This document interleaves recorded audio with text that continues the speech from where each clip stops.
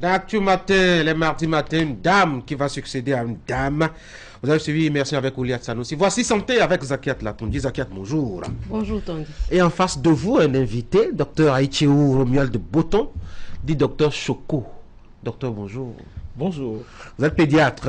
Exactement. Des armées. Merci d'être là. Vous deux, vous allez discuter des crises convulsives. On va parler de la manifestation et de comment est-ce qu'on les prend en charge. Mais une curiosité, vous me permettez, d'où vient ce pseudo de créer Docteur Choco?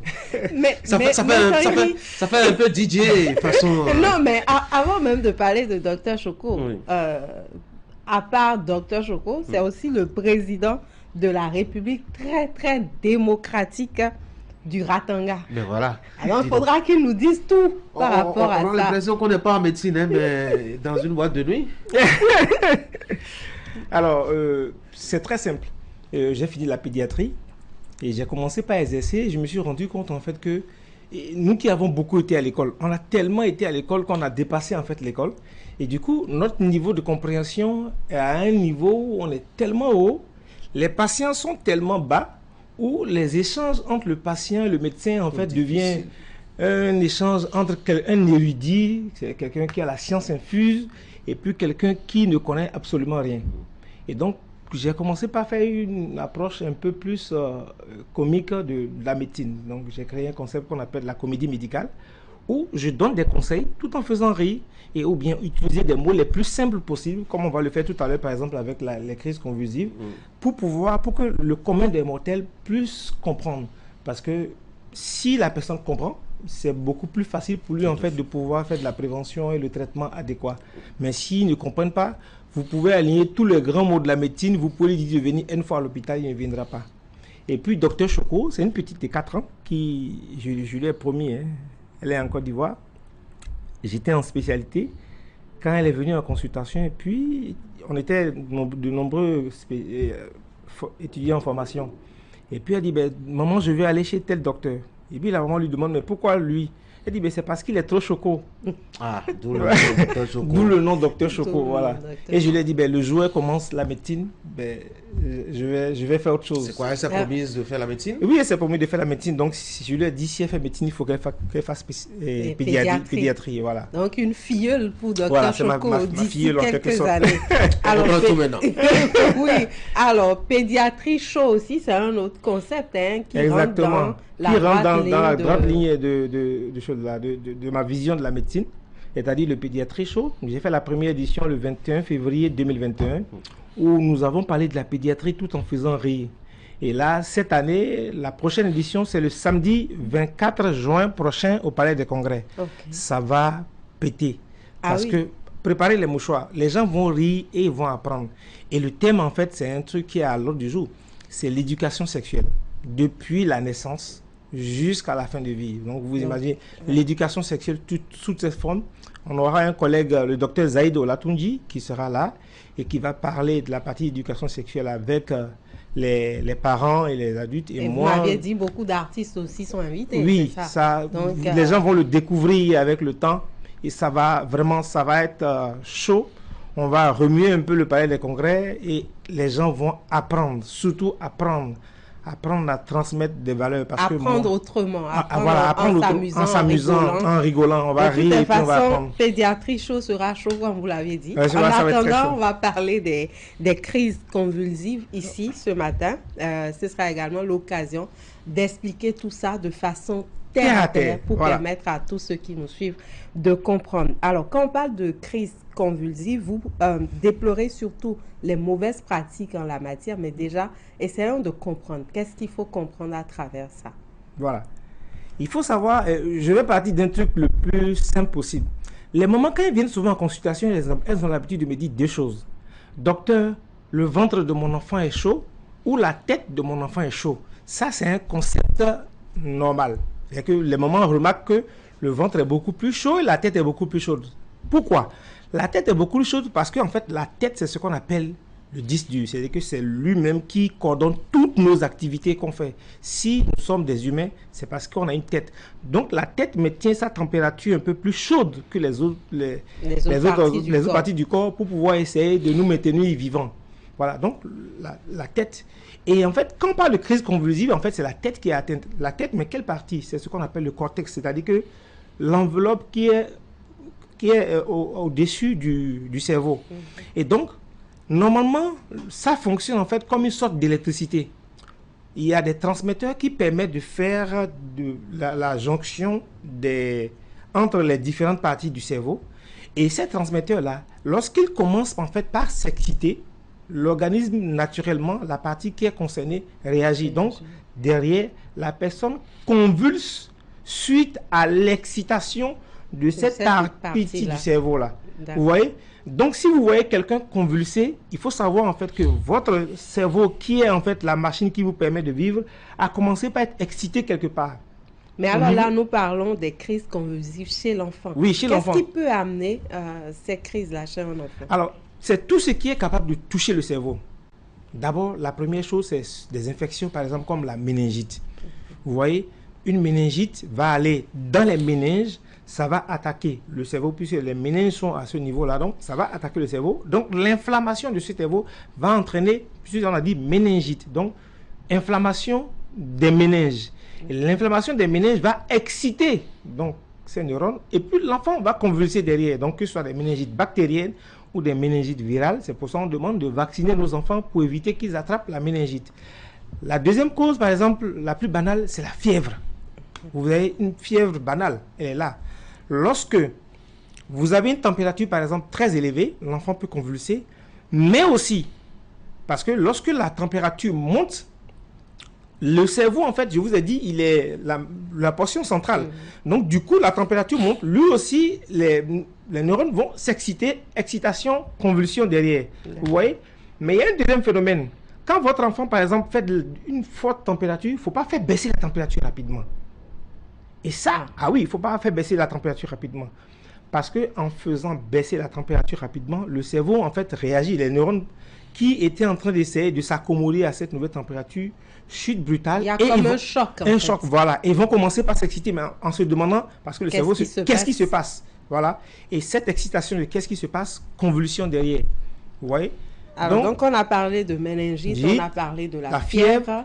Et quoi encore comme cause? Il y a ce qu'on appelle l'épilepsie. L'épilepsie. L'épilepsie, en fait, c'est ce que les gens comprennent le moins en Afrique. Et c'est pour ça, c'est ça même qui fait en fait que on a de mauvaises pratiques.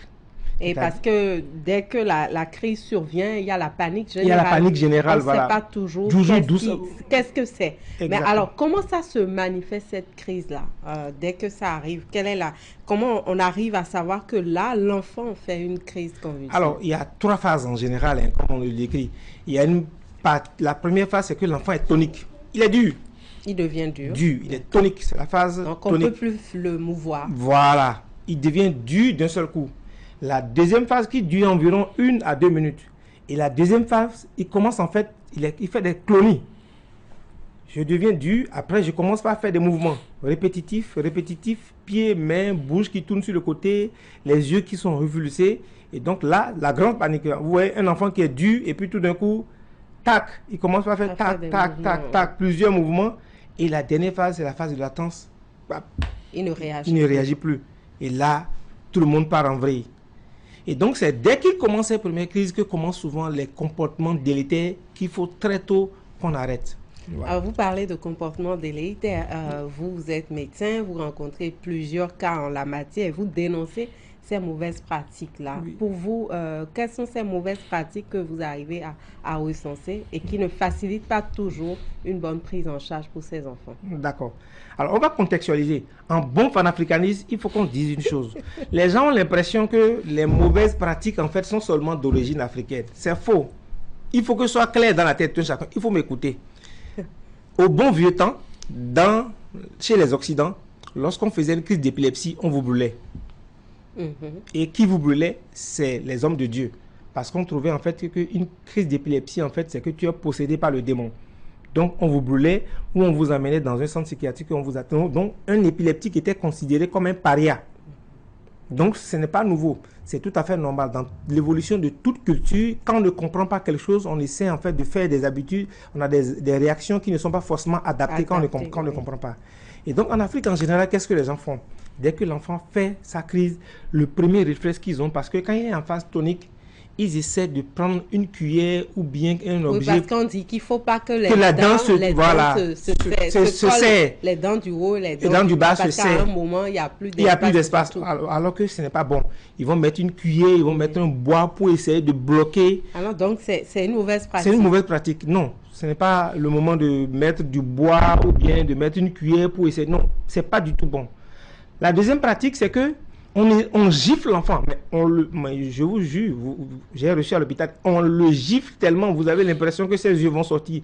Parce qu'on a l'impression que plus on le gifle, plus il va réagir positivement. Ce qui est archi faux. Parce que le cerveau est déjà en état d'excitation. Donc votre gifle là, ça ne fera rien. Au contraire, la crise va aller jusqu'au bout. Vous voyez, la troisième partie qui est encore la plus grave là. Les gens brûlent la plante des pieds ou la plante des mains.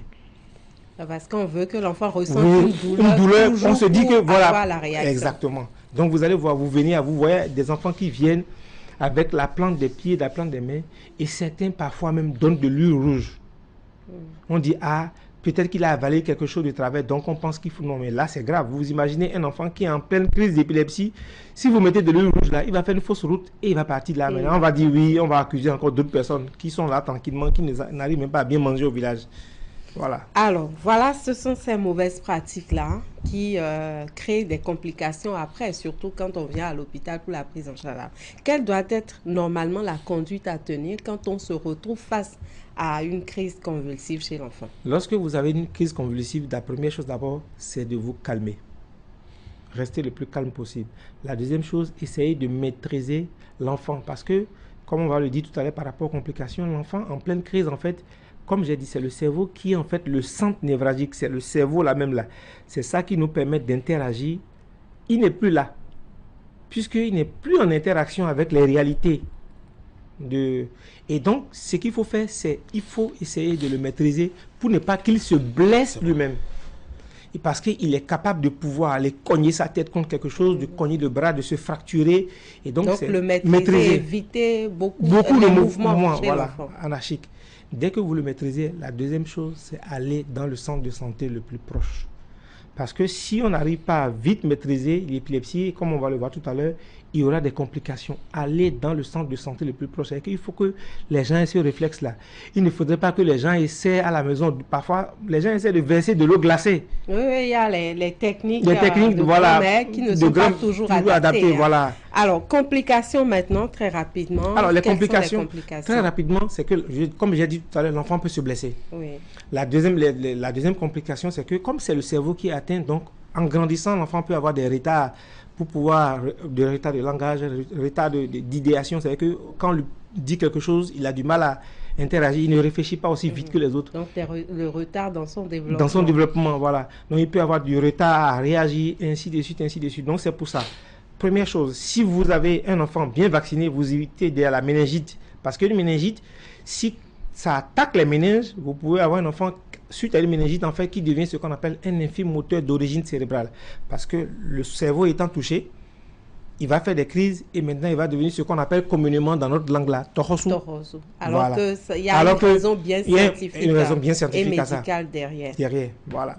Donc, vraiment faire très attention et comprendre également que ces crises convulsives là arrivent en cas de méningite, peuvent être causées par une méningite, voilà, une fièvre, bactérienne ou virale. Oui, la fièvre. Une fièvre ou alors l'épilepsie. Voilà. C'est bien ça. Et puis chez certaines personnes, chez certains enfants par exemple particuliers qui sont les drépanocytaires, ça peut être causé par ce qu'on appelle un AVC. Parce qu'on a souvent l'impression que les enfants ne font pas des AVC, mais si. Il y a les accidents vasculaires. Non, les accidents vasculaires cérébraux. Voilà, donc le cerveau a été atteint parce que l'enfant est drépanocytaire ou bien une partie du cerveau a été bouchée par l'arrivée du sang. À cette partie-là a été bouchée, donc du coup, ne recevant plus d'oxygène, cette partie-là commence par s'exciter pour dire, je ne reçois plus d'oxygène. Qu'est-ce qui se passe? Voilà. Alors, docteur Choco. Oui, j'espère que j'ai été explicatif et... Assez Choco, en tout cas. Vous êtes docteur Aïcheou Romuald Boton, dit docteur Choco, très connu sur les réseaux sociaux, président de la République très démocratique du Ratanga, pédiatre des armées. Et avec vous ce matin, on a parlé des crises convulsives chez l'enfant. Vous nous donnez rendez-vous, c'est bien ça, hein? Oui. Pédiatrie chaud bientôt. Oui, samedi 24 juin, à partir de 13h, à 14h déjà, on commence. Et pour la petite histoire, il faut que les gens s'inscrivent en ligne. C'est gratuit, c'est vrai. Mais si vous ne vous inscrivez pas en ligne, ne verrez pas accès parce que je ne veux pas, parce que le spectacle va être tellement chaud et intéressant. Je ne veux pas que les gens soient derrière. Il y a des ratangais qui restent souvent derrière, qui gâtent le spectacle des gens. Donc, nous, tout on vient pour apprendre. Ratangalais est hautement invité à s'inscrire à travers le lien qu'on envoie sur les réseaux sociaux. Inscrivez-vous. Et puis, vous êtes très connu quand même, très actif aussi. Si on tape Dr Choco sur le net, on retrouve toujours. Merci infiniment pour tout le plaisir. Merci à vous pour l'invitation. Merci. Voilà. Merci à vous, tous les deux. Zakiat, Dr Choco, bonne journée à vous. Merci. Mesdames et messieurs, j'ai un dernier rendez-vous. Ce sera la revue de presse pour mettre terme à ce numéro d'Actu Matin.